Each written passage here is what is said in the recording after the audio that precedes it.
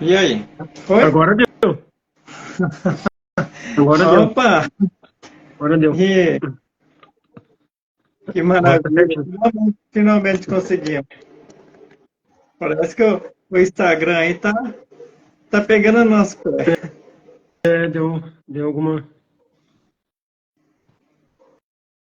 É alguma Mas agora coisinha deu. aí, alguma coisinha de configuração, hein? Vou dar uma melhoradinha aqui no meu alinhamento também aqui, vamos ver o que tem. Tá.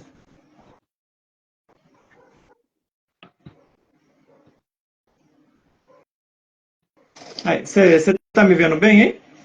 Eu tô, e você? Tô te vendo bem, tô te escutando bem também. Tá. É, quer fazer alguma apresentação inicial, então? Ou primeiro eu? Como que você prefere? Eu tô dando uma ajeitadinha aqui, eu tô com uma outra câmera aqui, que eu tô fazendo seria uma cópia reserva aqui, né? Se caso der algum problema no Instagram, porque às vezes acontece de não gravar, aí eu vou gravar no meu computador também. Certo. Beleza. Bom, então acho que podemos começar. Ó, Tá. já entraram 22, 23 pessoas, estamos com um público legal, muito bom. Sim. Tá legal. Beleza. Bom, Paulo, muito obrigado por essa oportunidade da gente conversar mais uma vez. Ah, quero agradecer também a presença das pessoas que estão assistindo a gente. É sempre uma honra, né, uma satisfação assim, poder passar um pouco de conhecimento para essas pessoas. Né, enfim, essa live vai ficar gravada, qualquer um que possa e que queira assistir ela no futuro. Né? Então, para mim, assim, é uma satisfação poder participar dessas lives e passar um pouco de conhecimento. Vou me apresentar aqui, porque pode ser que tenha alguém que ainda não me conheça. Meu nome é Gilberto Franzoni e eu sou autor. Vou pegar aqui, ó, desse livro. Aqui, vamos colocar ele. Ele aparece ao contrário aí, mas dá para saber que é uma mensagem cósmica. Deixa eu ver aqui. E nós estamos aqui hoje para falar um pouquinho, né, dos conhecimentos do Antigo Egito. O Paulo preparou ali uma sequência de perguntas e o nosso foco principal vai ser a Tábua de Nemer. É um artefato muito bonito, espetacular mesmo, que eu tive a oportunidade de ver assim ao vivo lá no Egito quando eu fui lá. Ele deve ter mais ou menos 1 metro de altura, assim. Não é uma tábua muito grande, mas é espetacular no sentido do conhecimento que ela traz, né? Numa única tábua ali que nós temos os dois lados para analisar, tem todo um conhecimento iniciático deixado pelos antigos egípcios.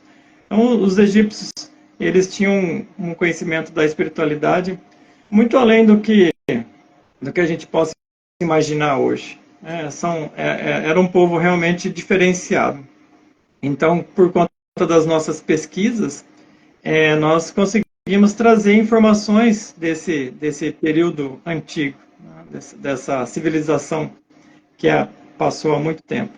E com esse conhecimento a gente pode elucidar alguns pontos ligados ao processo de ascensão, que é o nosso objetivo sempre, né, de falar do nosso processo de ascensão. E eu vou deixar você livre, Paulo, para você conduzir aí da melhor forma que você achar melhor. Até a gente chegar, eu sei que você colocou aí no seu cronograma, eu sei que você colocou a tábua de Nemer. Escreve Naimer, mas a gente fala Nemer. Foi o nome que me ensinaram lá nos mundos internos. Né? E a gente vai fazer procurar fazer uma boa análise dela, baseados nesses conhecimentos do ser, né? O sistema energético de resgate, que é o sistema de conhecimento, um conjunto de conhecimentos que o ser que eu sou vem trazendo para o mundo. Né? Então tá aí. Uma apresentação breve do que a gente vai falar e alguma coisa sobre mim também, caso você queira perguntar alguma coisa, já pode, vamos mexer com Tá isso aí já. certo. É, boa noite a todos. Eu cheguei a enviar uma imagem colorida que mostra a tábua, Gilberto, mas eu não tenho ela fácil aqui, acaso você tenha, se você quiser enviar ou mostrar talvez na tela, às vezes ajuda, né? E Aham. essa é a primeira live que a gente está fazendo. Esse ano tem 9 meses agora, desde a última, que foi em junho, né? Passou um tempo aí, eu acabei não convidando outros terapeutas também para fazer live. Teve a preparação para o jejum, né, que foi prolongada, né? E, Ah, e daí agora a gente está iniciando com você de novo, um tema bem interessante. E eu agradeço a sua presença de novo, é bem, bem legal ter você aqui. E as perguntas que a gente tem, algumas foram perguntas que eu e o Rodrigo pensamos, que é o rapaz que me ajuda a cuidar do grupo, e algumas foram perguntas que chegaram para nós, que foram fazendo, né? E a gente vê se dá para abordar todas, ou se não der, fica que a gente conseguir, né? aham. E eu acho que a princípio é isso, e aí a gente começa, pode ser? Pode ser sim. Fique à vontade. É, Pode conduzir da melhor forma aí que você achar melhor. a primeira pergunta que a gente organizou aqui é qual era o papel da espiritualidade e da busca interior no Antigo Egito? Olha, o Egito antigo, né, dentro das pesquisas que eu consegui fazer, né, seja elas por meio de livro, ou seja as pesquisas internas, era uma cultura baseada toda numa espiritualidade transcendente. Então, o Egito, praticamente tudo girava em torno de espiritualidade. Todas as construções, os templos, né, tudo para eles tinha alguma relação com a espiritualidade. E muito, mas muito lá atrás, né, os egípcios, eles receberam conhecimentos importantes de uma civilização anterior chamada Atlântida. Então, a civilização atlântica passou uma quantidade enorme de conhecimentos, chamados conhecimentos iniciáticos ou esotéricos, para os primeiros egípcios. Então, esses atlantes, eles foram considerados deuses, assim, para os egípcios, os primeiros deuses. E eles conseguiram, né, construir uma civilização muito próxima daquilo que nós poderíamos chamar de ideal, um ideal da espiritualidade.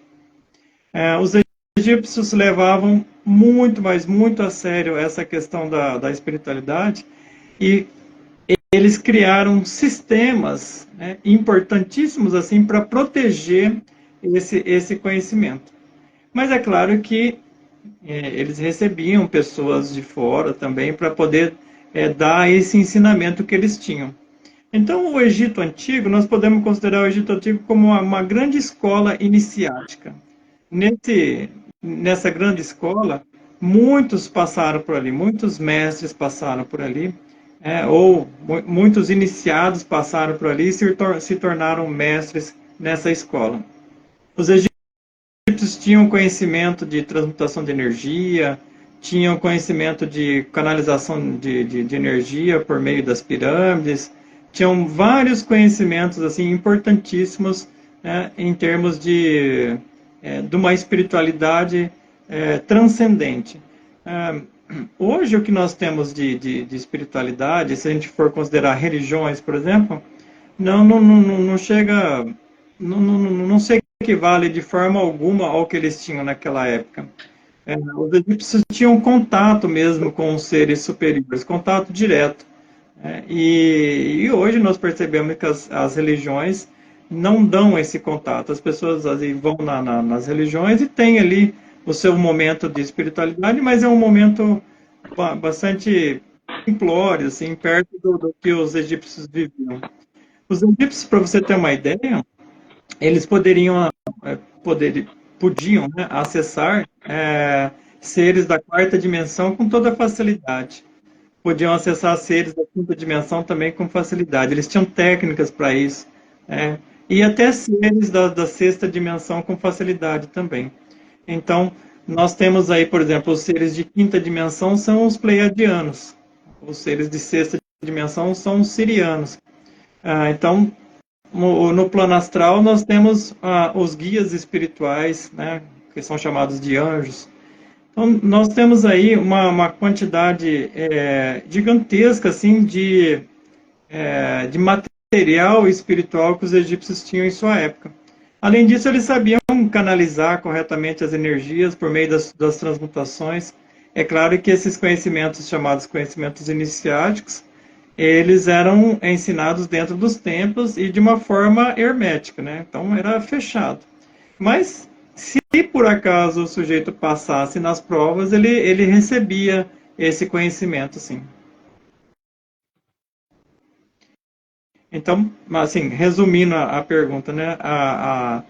Apesar dos egípcios, né, terem ali formas de se defender, terem uma cultura na matéria, terem exército e tudo mais, mas o Egito Antigo foi todo baseado numa linha espiritual mesmo. É uma civilização que se desenvolveu 100% na sua espiritualidade. Esse processo do início do Antigo Egito até a fase do Alto Império, assim, é onde eles tinham uma maior relação com aquela figura da deusa Maat, ou ela vem em outro momento, assim, você lembra? Sabe dizer?